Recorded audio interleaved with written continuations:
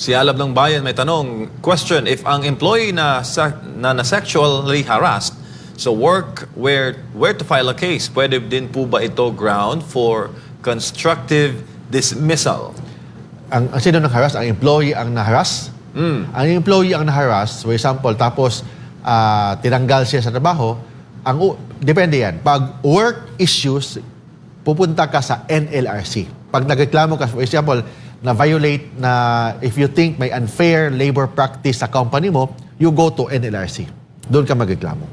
But with respect sa sexual harassment na nangyayari, you will go to the PNP Women's Desk, nearest police station, pupunta ka doon, hanapin mo ang PNP Women's Desk or NBI Women's Desk. Doon ka pupunta para ireklamo yung tinatawag na sexual harassment.